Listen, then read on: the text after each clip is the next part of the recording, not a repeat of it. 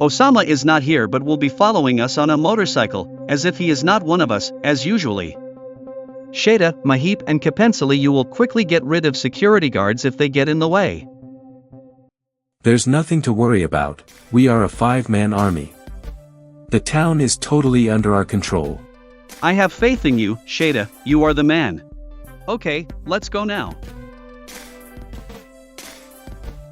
However, let's not kill the guy we are going to rob today, as Sifa, who informed us about this deal, requested.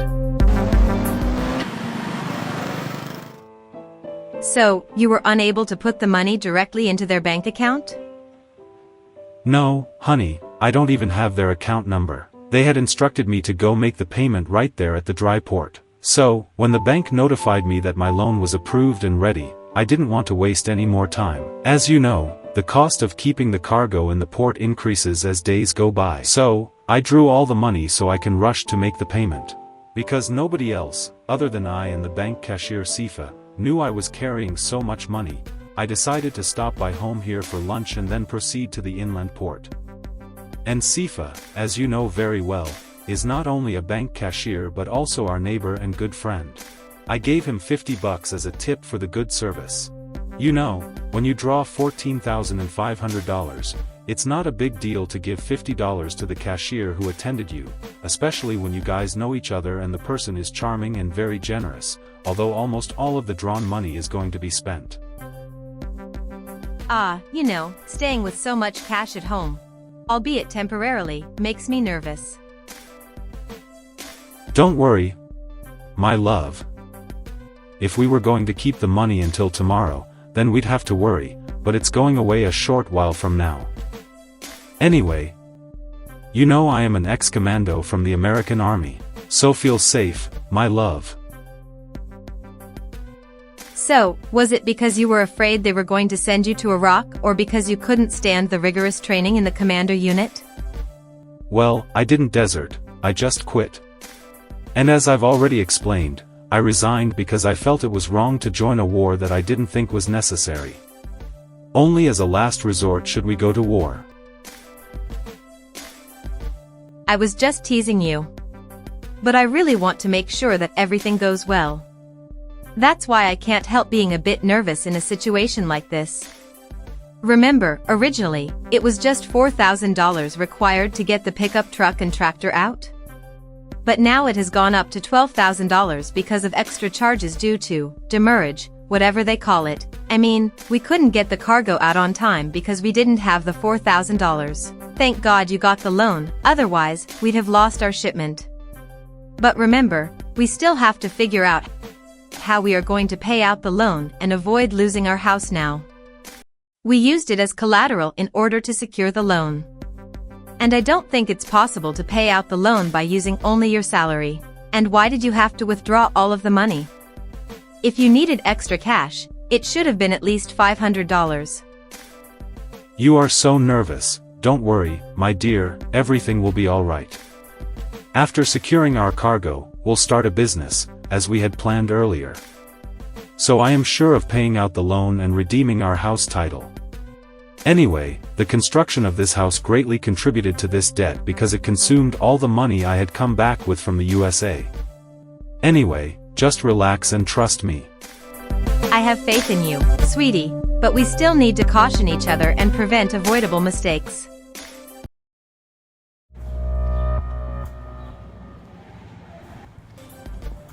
I never expected to lose him on the way. That's why I suggested that since he was going to the dry port, like Sifa told us, it would be better to rob him on the way to reduce the hassle of fighting security guards at the bank.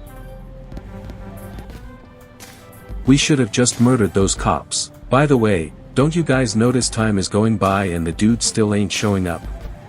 Is it possible he managed to make his way inside before we got here? I think we screwed up big time. We should have robbed him right by the bank as he was stepping out.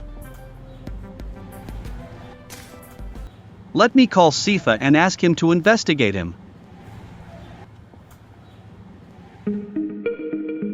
I'm really careful, sweetie. Additionally, I always exercise prudence. For instance, I didn't go straight home when I left the bank. Rather, I hired a motorcyclist and requested the driver to take me somewhere. Then, as if I were going in for a drink, I abruptly ordered him to drop me off by the R&B bar. I paid for my drink in advance when I ordered it there. Without wasting time, I left my drink on the table as if I were going to the bathroom. Instead, I stepped out, walked some distance, and hired another biker who took me to the street behind ours. So even if somebody were following me, I am sure I'd have shaken them off. Anyway, besides us, only Sifa knows I am carrying this much cash. And Sifa is not only our friend but also played a significant role in the approval of my loan. So, you told him you were going to the inland port to make the payment right away? Yes, and he is anxiously waiting to see my truck. You know, he's a car enthusiast. Give me my phone, please. That's him on the phone. Hello, Sifa. No, I stopped by home for lunch first. I am still at home. Yes, I am still eating. I'll go to the port soon after finishing eating. Yes, I am being very careful, my friend. Thank you. What is he saying? He wanted to know whether I had already arrived at the inland port to make the payment. I believe Sifa is the kind of person who wants me to become successful. He fought to make sure I secured the loan so that I didn't lose my shipment. We are extremely fortunate to have a friend and neighbor like him. You are right, most people don't like to see others succeed. But Sifa is different, so having a neighbor like him is surely a blessing. And that's why he is so successful. You know, unlike his colleagues at their workplace, he is the only bank teller who possesses a car. And you can find him in a bar 24/7, drinking and buying other people drinks. He is very generous indeed. They call him Daddy Sifa the Don, aka Young Millionaire. In fact, last weekend, he bought me so many drinks.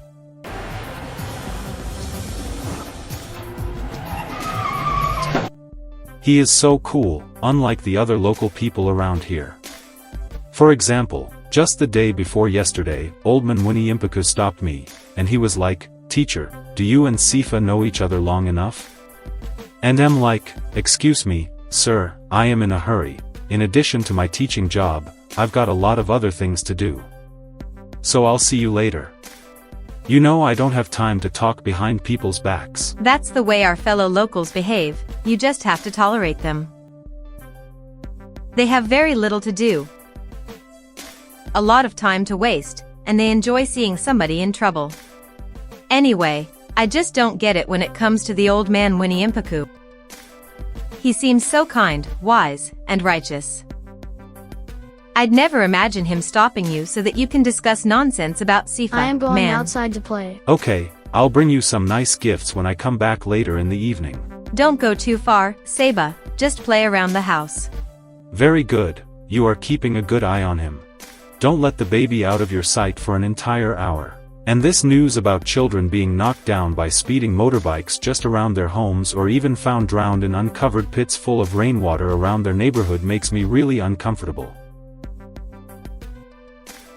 Beats me, my countrymen seem to be completely at peace despite having a lot more kids than we do. Like people who, knowing that kids are playing everywhere, leak contaminated water from their restrooms into the streets.